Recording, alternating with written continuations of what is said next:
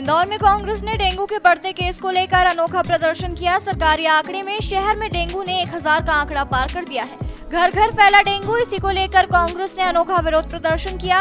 इस दौरान डेंगू बाबा का विशाल भोज कार्यक्रम का आयोजन किया गया। इस भोज में कांग्रेस ने एक बड़े मच्छर के चित्र को लगाकर लिखा कि निगम द्वारा आमंत्रित किए गए डेंगू, मलेरिया, चिकनगुनिया के मच्छरों के लिए ये भोज है।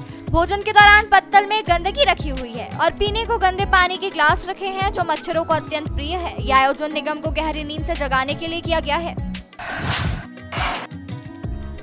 इंदौर में बेसमेंट में संचालित हो रहे संस्थानों पर कार्रवाई जारी है। इसी के तहत आज निगम और जिला प्रशासन की टीम ने बॉम्बे हॉस्पिटल के सामने केएफ फर्नीचर, होटल कंचन पैलेस, केशेश्वरी रेस्टोरेंट, श्री एआईपी दवाइयों की दुकान पर कार्रवाई की।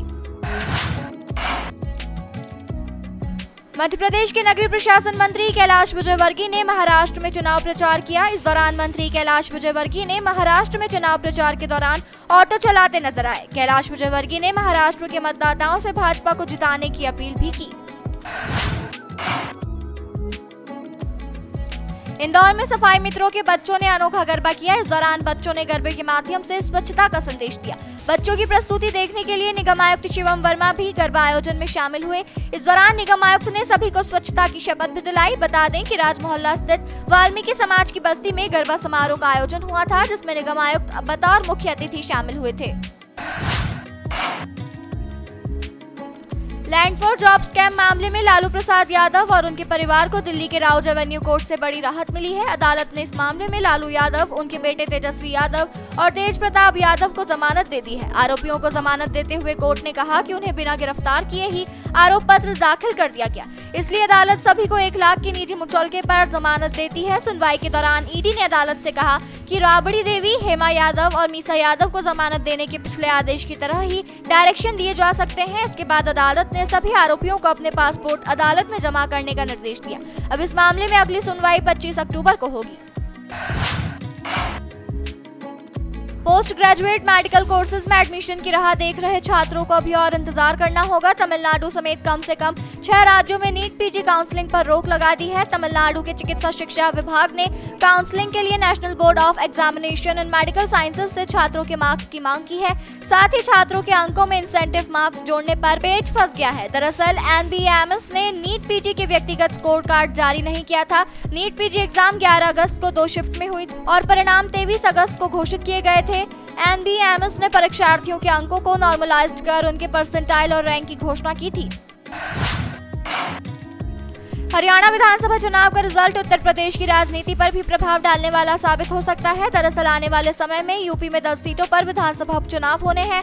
पश्चिमी उत्तर प्रदेश की सीमा हरियाणा के साथ जुड़ती है। अब इसको लेकर हरियाणा रिजल्ट पर चर्चा का बाजार गरमाया हुआ है। दरअसल सामाजिक और राजनीतिक गतिविधियां दोनों प्रदेश के लोगों के बीच होती है। इस कारण दोनों ही प्रदेश की बढ़ती राजनीतिक हलचल का असर परिणामों पर दिखता है। हरियाणा में जाट वोट बैंक की नाराजगी किस प्रकार से भारतीय जनता पार्टी के प्रति दिखाई दे रही है, उसका असर पश्चिमी यूपी में पड़ने की आशंका जताई जा रही है। हालांकि हरियाणा का रिजल्ट कांग्रेस, भाजपा ही नहीं, समाजवादी पार्टी, बहुजन समाज पार्टी और राष्ट्रीय लोक दल की रणनीति पर भी असर डाल सकती है। आम आदमी पार्टी के राज्यसभा सांसद संजीव अरोड़ा के घर सोमवार सुबह प्रवर्तन निदेशालय की छापेमारी हुई। आप नेता मनीष सिसोदिया ने इसकी जानकारी दी है। बता दें, संजीव अरोड़ा पंजाब से आपके राज्यसभा सांसद है। मनीष सिसोदिया ने एक्स पर पोस्ट किया, आज फिर मोदी जी ने अपने तोता मैना को खुला छोड़ दिया है। आज सुबह से आम आदमी पार्टी के राज्यसभा सांसद संजीव अरोड़ा जी के घर रेड कर रहे हैं। पिछले 2 सालों से इन्होंने अरविंद केजरीवाल के घर रेड कर लिया, मेरे घर रेड कर दिया, संजय सिंह के घर रेड दिया, सत्येंद्र जैन के घर रेड कर दिया, कहीं भी कुछ भी नहीं मिला। लेकिन पूरी शिद्दत से मोदी जी की एजेंसियां लगी हुई है एक के बाद एक फर्जी केस बनाने में। हिजबुल्लाह ने रविवार रात इजराइल के हाइफा शहर पर हमला किया। अल जजीरा के मुताबिक हिजबुल्लाह ने पहली बार उत्तरी इजराइल के इस शहर को निशाना बनाया है। इसमें कम से कम 10 लोग घायल हुए हैं। लोगों को छर्रे और कांच से चोटें आई है। सभी को नजदीकी हॉस्पिटल में भर्ती कराया गया है। हिजबुल्लाह ने तिबेरियस शहर पर भी हमला किया, इसमें एक शख्स घायल है। वहीं हिजबुल्लाह ने कहा कि उसने इजराइल के कॉर्मल मिलिट्री बेस को भी निशाना बनाया है। इजरायली अधिकारियों ने कहा कि हिजबुल्लाह ने रविवार को लेबनान से 120 से ज्यादा रॉकेट्स दागे। उत्तर प्रदेश के रायबरेली में रघुराज सिंह पैसेंजर ट्रेन के सतर्क लोको पायलट की वजह से एक बड़ा हादसा टल गया। समझदार लोको पायलट ने ट्रैक पर जमा रेत को देखते हुए समय रहते ट्रेन रोक दी। पायलट ने ट्रेन नंबर 05 251 को बेपटरी होने से रोकने के लिए आपातकालीन ब्रेक लगाया। घटना रविवार शाम की बताई जा रही है। रायबरेली के रघुराजपुर रेलवे क्रॉसिंग पर रात करीब 7:55 पर अज्ञात डंपर ने रेलवे ट्रैक पर रेत डाल दी थी। गंगा एक्सप्रेसवे पर मिट्टी डालने का काम चल रहा था और उसी काम में लगे एक डंपर ने ट्रैक पर रेत डाल दी और भाग गया। इसके तुरंत बाद रायबरेली से Raghuraj Singh shuttle train number 05251 आई, जो धीमी गति से चल रही थी। ट्रेन की गति कम होने के कारण लोको पायलट ने ट्रेन को अचानक रोक दिया और दुर्घटना होने से बच गई।